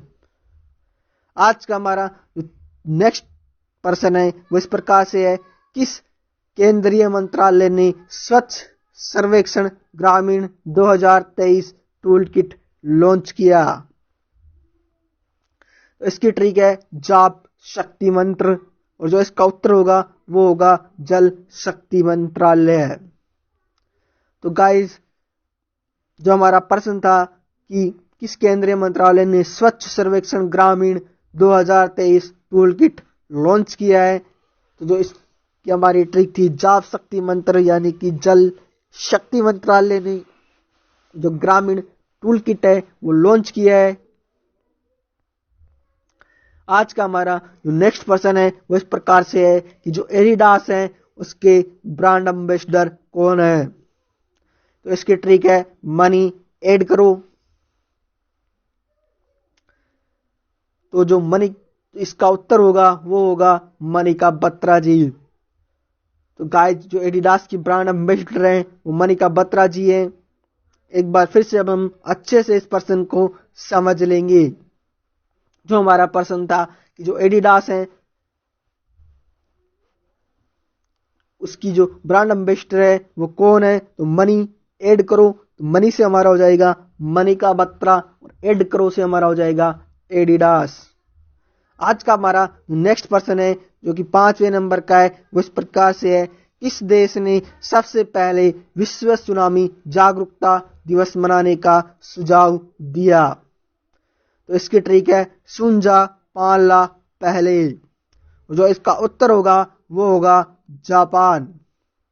भाई, एक बार फिर से अच्छे से हम इस प्रश्न को समझ लेंगे। जो हमारा प्रश्न था कि ऐसा कौन सा देश है विश्व का जिसने सबसे पहले विश्व सुनामी जागरूकता दिवस मनाने का सुझाव दिया? तो इसकी ट्रिक थी सुंजा पाला पहले।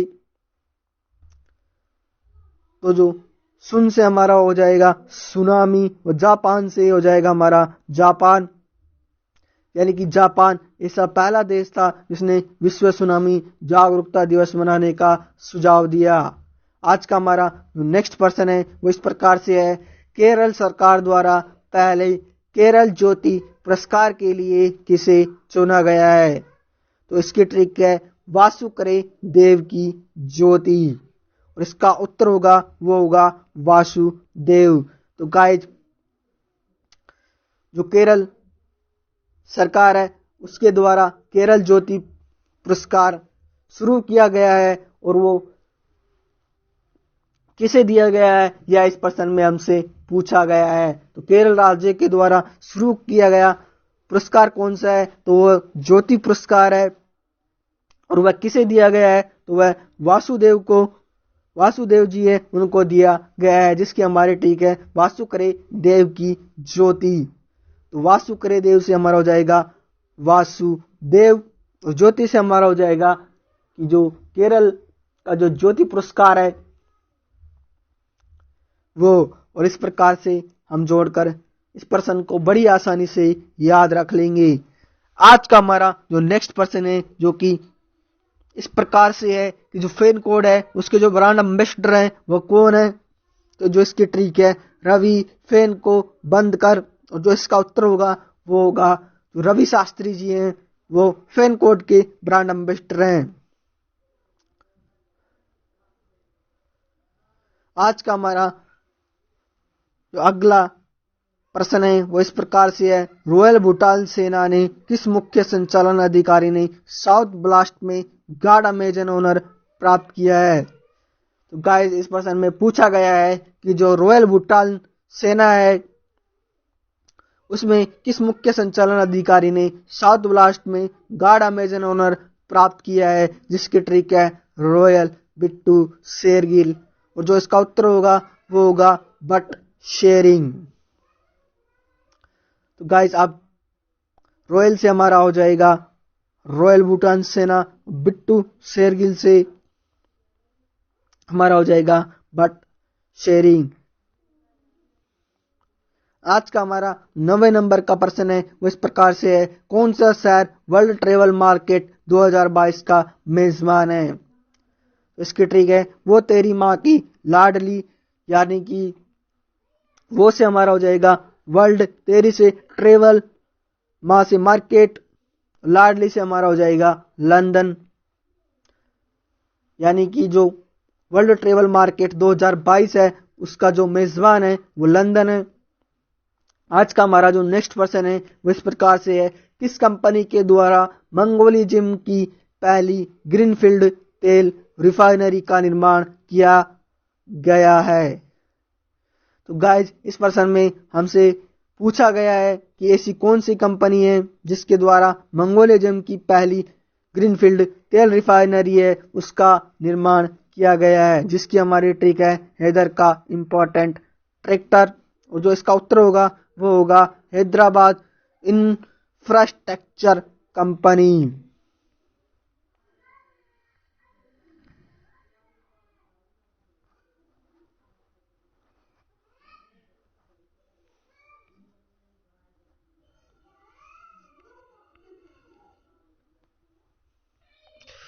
तो गाइज आज का हमारा जो नेक्स्ट पर्सन है वो इस प्रकार है, भारत के अगले अटॉर्नी जनरल के रूप में किसे नियुक्त किया गया है। तो इसकी ट्रिक है ओटीपी आ रहा है वेट कर, और जो इसका उत्तर होगा वो होगा आर वेटकर मणि। तो गाइज अब एक बार फिर से अच्छे से हम इस प्रश्न को समझ लेंगे। जो हमारा प्रश्न था कि भारत के अगले अटॉर्नी जनरल के रूप में किसे नियुक्त किया गया है, जिसकी हमारी ट्रिक है ओटीपी आ रहा है वेट कर। तो गाइस अगर आप ई मित्र पर फॉर्म भरने जाते हो या किसी और काम करने जाते हो या आपको ओटीपी से कोई भी जरूरत पड़ती है तो वो थोड़ा लेट ही आता है।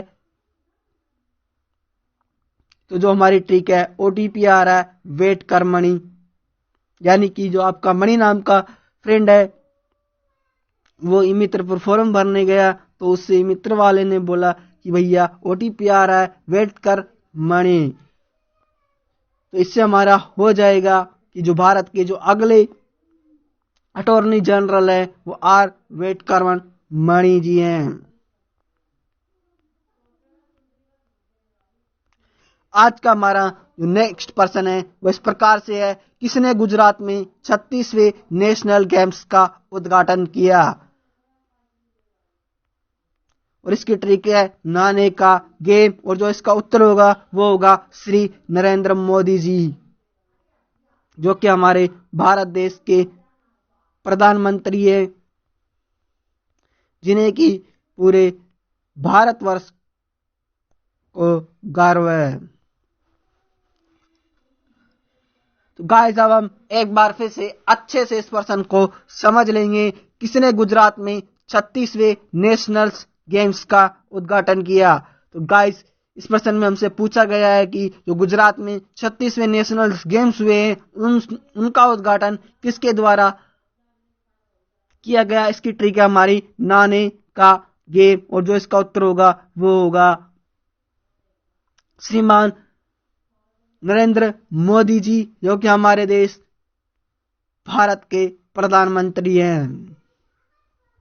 आज का हमारा जो तीसरे नंबर का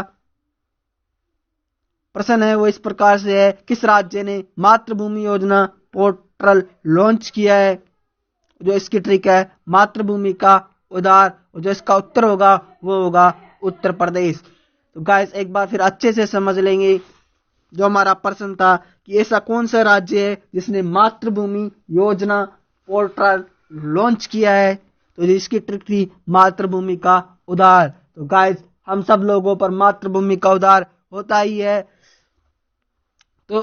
इससे हमारा हो जाएगा उत्तर प्रदेश, मातृभूमि से हमारा हो जाएगा मातृभूमि योजना पोर्टल, और उधार से हमारा हो जाएगा उत्तर प्रदेश। आज का हमारा जो नेक्स्ट प्रश्न है वो इस प्रकार से है, विश्व हरित अर्थव्यवस्था शिखर सम्मेलन कहां आयोजित किया गया? इसकी ट्रिक है, सब अमीर हैं, जो इसका उत्तर होगा वो होगा संयुक्त अरब अमीरात। और गाइस एक बार फिर से अच्छे से हम इस प्रश्न को समझ लेंगे। जो हमारा प्रश्न था कि जो विश्व हरित अर्थव्यवस्था का जो शिखर सम्मेलन है वो कौन से देश में आयोजित या कहां पर आयोजित किया जाएगा? तो सब अमीर है। तो गाइस आपको ये वाक्य खूब सुनने को मिलता होगा कि सब ऐसे ही करते हैं, सब अमीर है, सबके पास में पैसे होते हैं। तो इस तरह से हम जोड़कर याद रख लेंगे कि जो संयुक्त अरब अमीरात है उसके अंदर जो विश्व हरित अर्थव्यवस्था शिखर सम्मेलन है का आयोजन किया जाना है।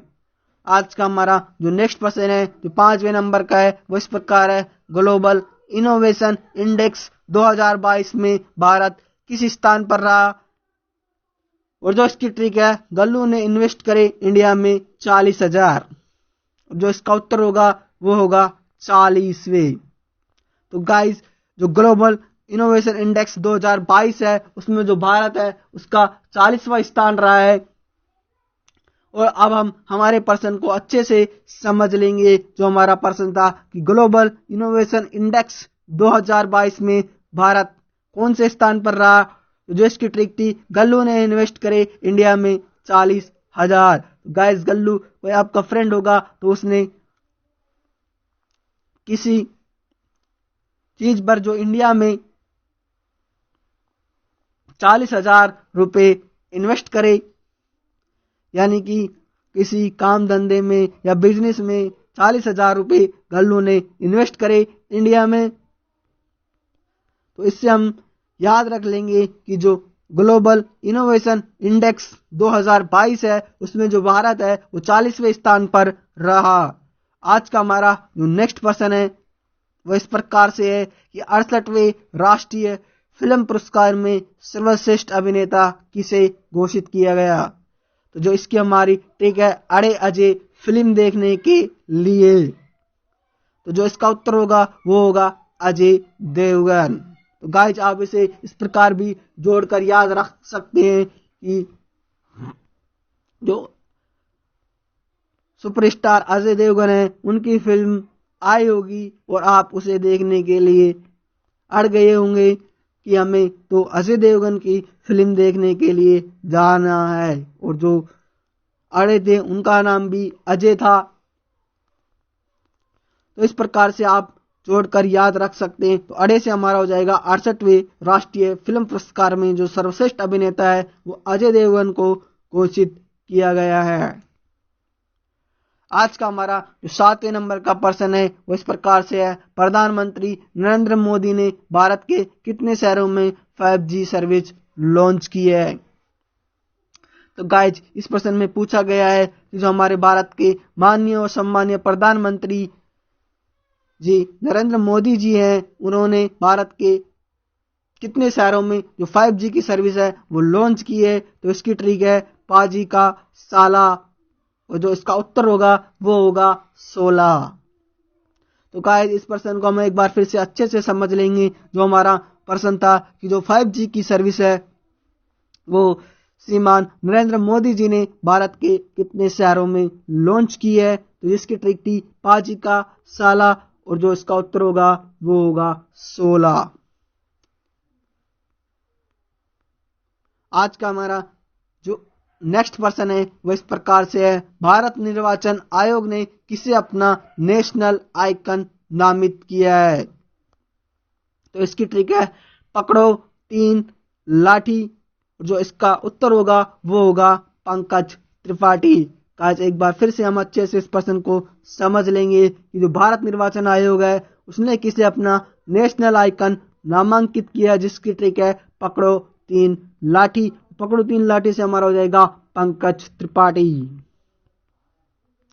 आज का हमारा नेक्स्ट प्रश्न है वो इस प्रकार से है, CMIE की रिपोर्ट के अनुसार सितंबर 2022 में भारत की बेरोजगारी दर कितने प्रतिशत रही। और जो इसकी ट्रिक है CMI तेरी लीला, और जो इसका उत्तर होगा वो होगा 43%। और एक बार फिर अच्छे से हम हमारी इस ट्रिक को समझ लेंगे। CM से हो जाएगा हमारा CM, आई से आई में जो आ है उससे हमारा हो जाएगा आई, और ई से हमारा हो जाएगा ई, और तेरी लीला यानी कि 43%। तेरी में जो 43 की ध्वनि है लीस, तो इस प्रकार जो तेरी लीला की जो ध्वनि है वो 43 से मैच खाती है। आज का हमारा जो नेक्स्ट प्रश्न है जो इस प्रकार से है, किस देश में महात्मा गांधी के जीवन पर समर्पित गांधी संग्रहालय खोला गया। तो इसकी जो ट्रिक है वो है गांधी संघ अमेरिका, और जो इसका उत्तर होगा वो होगा अमेरिका। एक बार फिर से अच्छे से हम इस प्रश्न को समझ लेंगे। गाइस, जो हमारा प्रश्न था कि महात्मा गांधी के जीवन पर समर्पित गांधी संग्रहालय खोला जाएगा। तो गाइस,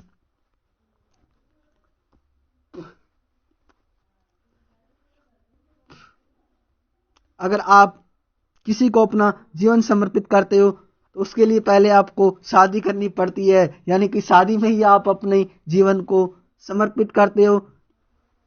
तो हमने जो गांधी संघ अमेरिका यानी कि जो गांधी है उनका जो शादी का कार्ड है वो छाप दिया है, जिसे कि आप हमारी मोबाइल स्क्रीन पर देख सकते हैं। गांधी संघ अमेरिका यानी कि जो शादी का कार्ड होता है उसमें भी इसी तरीके से दूल्हा और दुल्हन के नाम लिखे हुए होते हैं, जिस प्रकार से हमारी ट्रिक में लिखे हुए हैं गांधी संघ अमेरिका। तो इस प्रकार जोड़कर हम याद रख लेंगे कि जो गांधी के जीवन पर समर्पित गांधी संग्रहालय है वो अमेरिका में खोला गया है। आज का हमारा जो नेक्स्ट प्रश्न है वो इस प्रकार से है, WWF की रिपोर्ट के अनुसार 1970 के बाद वन्य जीव आबादी में कितने प्रतिशत की गिरावट आई है। तो जो इसकी ट्रिक है हमारी 6-9, जो इसका उत्तर होगा वो होगा 69%। तो गाइस, हम एक बार फिर से अच्छे से समझ लेंगे।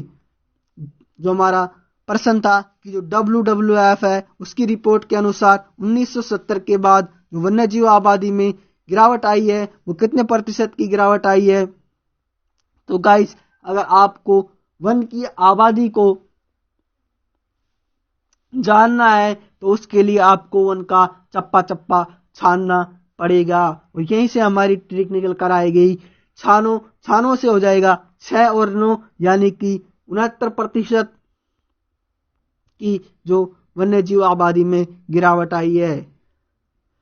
आज का हमारा जो नेक्स्ट प्रश्न है वो इस प्रकार से है कि जो ग्लोबल इनोवेशन इंडेक्स 2022 है उसमें प्रथम स्थान पर कौन सा देश रहा है। तो गाइस, जो ये प्रश्न है कि भारत किस स्थान पर रहा है, इस प्रश्न को हम पहले ही डिस्कस कर चुके हैं। और अब जो ये प्रश्न है वो इस प्रकार से है कि जो ग्लोबल इनोवेशन इंडेक्स 2022 है उसमें जो प्रथम स्थान पर रहा है वो कौन सा देश रहा है। तो जो इसकी हमारी ट्रिक है, गल्लू इंडिया में इन्वेस्ट करे सारा भूमि पर। तो गाइस, अब हमें पता चल गया है कि गल्लू ने कहां पर इन्वेस्ट किया है। तो गल्लू ने इन्वेस्ट किया है भूमि पर। तो जो इसका उत्तर होगा वो होगा स्विट्जरलैंड। अब हम हमारी ट्रिक को समझ लेंगे। तो गल्लू इंडिया में इन्वेस्ट करे, इससे हो जाएगा हमारा ग्लोबल इनोवेशन इंडेक्स, और सारा भूमि पर, सारा से हमारा हो जाएगा स्विट्जर, और भूमि को इंग्लिश में लैंड कहते हैं। तो इस प्रकार जोड़ लेंगे कि जो स्विट्जरलैंड है वो ग्लोबल इनोवेशन इंडेक्स 2022 में प्रथम स्थान पर रहा है। आज का हमारा जो नेक्स्ट प्रश्न है वो इस प्रकार है, किसने अपनी वेबसाइट पर भारतीय फुटबॉल कप्तान सुनील छेत्री पर 3 एपिसोड की सीरीज जारी की है। तो इसकी ट्रिक है हमारी फूफा की छतरी। तो जो इसका उत्तर होगा वो होगा फीफा, और अब हम एक बार फिर से अच्छे से इस प्रश्न को समझ लेंगे। जो हमारा प्रश्न था कि जो भारतीय फुटबॉल कप्तान है सुनील छेत्री, उन पर जो 3 एपिसोड की सीरीज है वो किसने अपनी वेबसाइट पर जारी की है? तो जो इसकी हमारी ट्रिक थी फूफा की छतरी, यानी कि फीफा ने जो भारतीय फुटबॉल टीम के कप्तान है सुनील छेत्री, उन पर 3 एपिसोड की सीरीज जारी की है। आज का हमारा जो नेक्स्ट प्रश्न है वो इस प्रकार से है कि जो विश्व खाद्य दिवस है वो कब मनाया जाता है? तो जो इसकी ट्रिक है साला आंकड़े। साल आंकड़े से हमारा हो जाएगा 16 अक्टूबर। एक बार फिर से हम अच्छे से इस प्रश्न को समझ लेंगे। विश्व खाद्य दिवस कब मनाया जाता है? साला साला से हमारा हो जाएगा 16, आंकड़े से हमारा हो जाएगा अक्टूबर। आज का हमारा नेक्स्ट प्रश्न है जो कि 15वें नंबर का है वो इस प्रकार से है, कुवैत देश में भारत का नया राजदूत किसे नियुक्त किया गया है? तो गाइज इस प्रश्न में पूछा गया है कि जो कुवैत देश है उसमें जो भारत का राजदूत है वो किसे नियुक्त किया गया है, जिसकी हमारी ट्रिक है सभी का आदर्श करो, और जो इसका उत्तर होगा वो होगा सभी का आदर्श जी। तो गाइज एक बार फिर से अच्छे से समझ लेते हैं जो हमारा प्रश्न था कि कुवैत देश में भारत का नया राजदूत किसे नियुक्त किया गया है, जिसकी हमारी ट्रिक है सभी का आदर्श करो। गाइज हम लोगों को बड़े छोटे ने सभी का आदर्श करना चाहिए, उनका मान सम्मान करना चाहिए। तो सभी का आदर्श करो से जो हमारे प्रश्न का उत्तर होगा सभी का आदर्श। आज का हमारा जो अगला प्रश्न है जो कि 16वें नंबर का है, हाल ही में प्रकाशित की गई पुस्तक अंबेडकर इन लाइफ के लेखक कौन है? और उसकी ट्रिक है सीसी धर, और जो उसका उत्तर होगा वो होगा शशि थरूर। आज का हमारा जो 17वें नंबर का प्रश्न है वो इस प्रकार से है, T20 क्रिकेट में सबसे ज्यादा छक्के लगाने वाले भारतीय बल्लेबाज कौन बने हैं? तो इसकी ट्रिक है हिटमैन, और जो इसका उत्तर होगा वो होगा रोहित शर्मा। तो गाइज अब हम एक बार फिर से अच्छे से इस प्रश्न को समझ लेंगे। जो हमारा प्रश्न था कि T20 क्रिकेट में सबसे ज्यादा छक्के लगाने वाले भारतीय बल्लेबाज कौन बने हैं? तो गाइज जो रोहित शर्मा है वो भारत के वर्तमान में कप्तान भी है, और गाइज उनका उपनाम भी हिटमैन है, यानी कि उन्हें हिटमैन के नाम से भी जाना जाता है। गाइज रोहित शर्मा ने, आपको याद होगा कि श्रीलंका के खिलाफ 268 रन की पारी खेल दी थी, जो कि अच्छी अच्छी टीमों से नहीं बनती। तो गाइज जो रोहित शर्मा है वो अकेले ही 11 खिलाड़ियों के बराबर रन बना देते हैं, और गाइज ये आईपीएल के भी सबसे सफलतम कप्तान माने जाते हैं, जो कि वर्तमान समय में भारतीय टीम के भी कप्तान हैं। तो हिटमैन, तो गाइज जो सबसे ज्यादा छक्के कौन लगाएगा, जो अच्छे से हिट करेगा, तो जो रोहित शर्मा है उनका नाम हिटमैन है।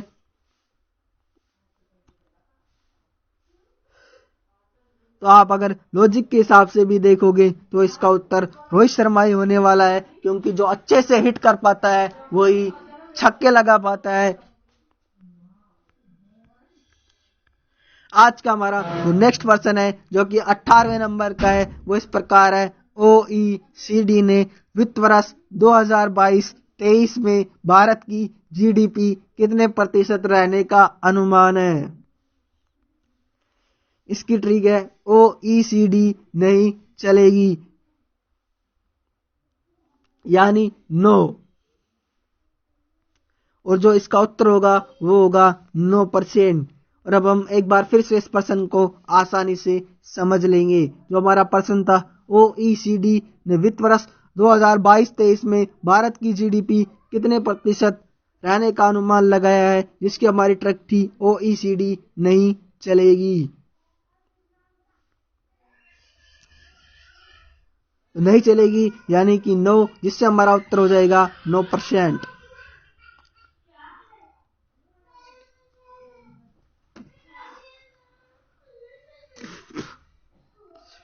आज का हमारा जो 19वें नंबर का प्रश्न है वो इस प्रकार से है, भारतीय युवाओं को प्रशिक्षित करने के लिए स्किल इंडिया ने किसके साथ समझौता किया? तो इसकी ट्रिक है सेम सी कील। जो इसका उत्तर होगा वो होगा सैमसंग। गाइस एक बार फिर से अच्छे से हम इस प्रश्न को समझ लेंगे। जो हमारा प्रश्न था कि भारतीय युवाओं को प्रशिक्षित करने के लिए स्किल इंडिया ने किसके साथ समझौता किया? तो इसकी ट्रिक सेम सी कील। सेम सी से हमारा हो जाएगा सैमसंग और कील से हमारा हो जाएगा स्किल ऑफ इंडिया है। उसने जो भारतीय युवाओं को प्रशिक्षित करने के लिए सैमसंग के साथ में समझौता किया है। आज का हमारा जो नेक्स्ट प्रश्न है वो इस प्रकार से है, किसने वाणिज्य विभाग के सचिव का कार्यभार संभाला? तो इसकी ट्रिक है सुशील वाणी और जो उत्तर होगा वो होगा सुनील बर्थवाल। आज का हमारा जो नेक्स्ट प्रश्न है वो इस प्रकार से है, किसे मध्य प्रदेश सरकार द्वारा साल 2020 के लता मंगेशकर पुरस्कार से सम्मानित किया गया? तो इसकी ट्रिक है मधु को आनंद मिला दो ब्रिज पर और जो इसका उत्तर होगा वो होगा आनंद मिलिए। तो गाइस जो मधु है उनको आनंद मिला दो ब्रिज पर, तो इससे हमारा हो जाएगा कि जो आनंद मिली है उसे जो मध्य प्रदेश सरकार द्वारा साल 2020 के जो लता मंगेशकर पुरस्कार है से सम्मानित किया गया है। आज का हमारा जो नेक्स्ट प्रश्न है वो इस प्रकार से है। तो गाइस जो हमारे आज के प्रश्न थे वो इतने ही थे। गाइस अगर आप सब लोगों को हमारी ये वीडियो पसंद आई हो तो इस वीडियो को लाइक करें और अपने दोस्तों के पास में ज्यादा से ज्यादा शेयर करें। गाइस हम आपके लिए बहुत ही ज्यादा हार्ड वर्क करके प्रश्नों को जो कि टॉप लेवल के होते हैं उन्हें इस प्रकार से तैयार करते हैं कि आप उन्हें चलते फिरते या भी याद कर लो, यानी कि आप उन पर हल्की हल्की नजर भी डाल लो तो भी आपको एग्जाम में ये प्रश्न नंबर दिलाने वाले हैं, यानी कि आप उन्हें बिल्कुल राइट करके आने वाले हो। लेकिन गाइज आप सब लोग वीडियो तो देख लेते हो लेकिन उसे अपने दोस्तों के पास में शेयर नहीं करते। तो गाइज आप सब लोग ज्यादा से ज्यादा हमारी वीडियो को अपने दोस्तों के पास में शेयर करें और हमारे चैनल को भी सब्सक्राइब कर ले और पास ही जो बेल आइकन का बटन होता है उसको भी दबा लें। तो गाइज अब हम थोड़ी सी चर्चा पेपर लीक के बारे में भी कर लेते हैं। तो गाइज जो आज का कंपटीशन का विद्यार्थी है उसके सामने जो सबसे प्रमुख समस्या या चुनौती है वो पेपर लीक की ही है। पेपर लीक की है। ऐसे में कुछ महान विद्वान लोग आते हैं और वो कहते हैं कि जो पढ़ने लिखने वाले होते हैं उनका पेपर लीक से कोई संबंध नहीं होता। तो गाइस अगर पेपर लीक से पढ़ने लिखने वालों का संबंध नहीं होगा तो क्या भेड़ बकरी चराने वालों का पेपर लीक से संबंध होता है? तो गाइस कहने का मतलब यही है कि जो पेपर लीक का जो सीधा संबंध होता है वो पढ़ने लिखने वालों से ही होता है, क्योंकि अगर पेपर लीक के माध्यम से लोग नहीं लगेंगे, नौकरी नहीं लगेंगे तो आप उनकी जगह नौकरी लगोगे।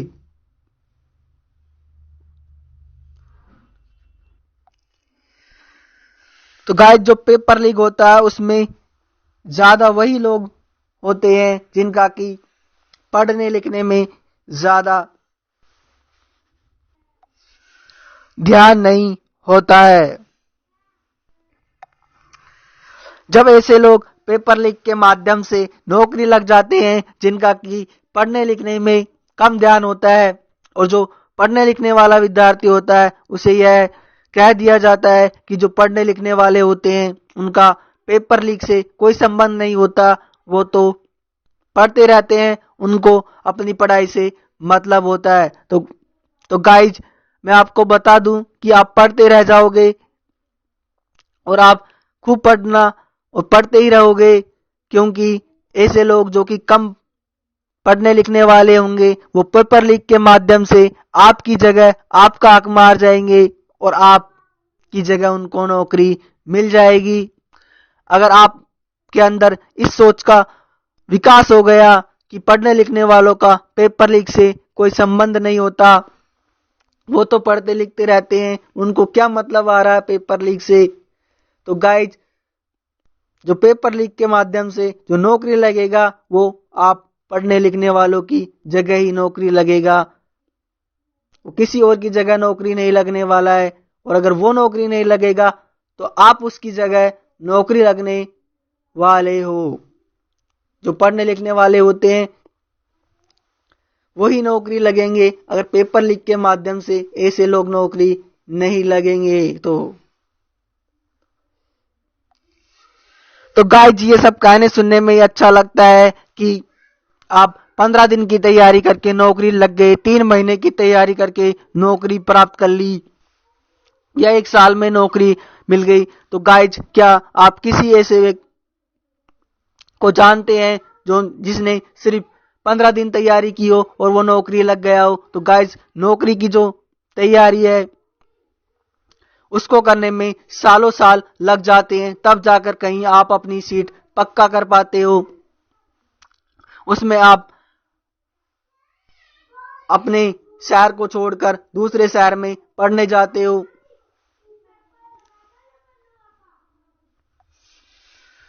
वहां पर सालों साल ईमानदारी से मेहनत करते हो, तब कहीं जाकर आपको नौकरी मिल पाती है।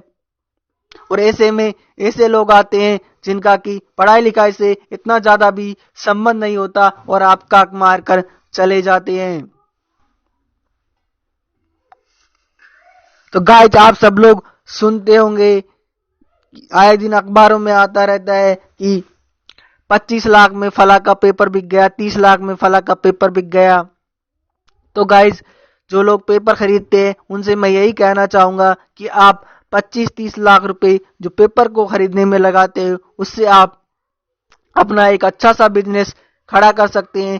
किसी और काम में लगाइए तो आप जीवन में उससे ज्यादा सफल हो जाओगे जो नौकरी करके सफल होना चाहते हो, क्योंकि 25-30 लाख रुपए अगर आप किसी भी नौकरी पर हैं तो भी उसको रिकवर होने में बहुत ही ज्यादा समय लग जाता है। उसके बाद में आपको जो नौकरी मिलने वाली है वो आपके घर पर नहीं मिलने वाली है, अदर डिस्ट्रिक्ट में मिलने वाली है या अदर स्टेट में मिलने वाली है, तो वहां पर भी आपका खर्चा होने वाला है। इस तरह आप 25-30 लाख रुपए और इनको रिकवर होने में सालों साल लग जाएंगे। तो इससे अच्छा है कि आप 25-30 लाख रुपए को किसी बिजनेस में लगाइए जिससे कि आप जीवन में ज्यादा सफल हो जाओगे। और गाइज अगर आप पेपर लीक के माध्यम से नौकरी लगते हो तो आप अपने किसी ही छोटे भाई का हक मार रहे होते हो जो कि बहुत ही मेहनत और ईमानदारी से अपनी तैयारी कर रहा होता है और ना जाने किन किन परिस्थितियों में वो अपनी तैयारी को कर रहा होता है। तो गाइज मैं तो यही कहना चाहूंगा जो लोग पेपर खरीदते हैं वो बिल्कुल भी पेपर नहीं खरीदे, क्योंकि आप पेपर खरीद कर अपने आप को एक बंधुआ मजदूर बना लेते हो और आप अपने किसी ही भाई का हक मार रहे होते हो। तो गाइस मैं तो आखिर में यही कहना चाहता हूं कि आप जिस भी माध्यम से इन पेपर माफ अपनी आवाज उठा सकते हो, अपनी आवाज को बुलंद कर सकते हो, करना चाहिए। Thank you so much.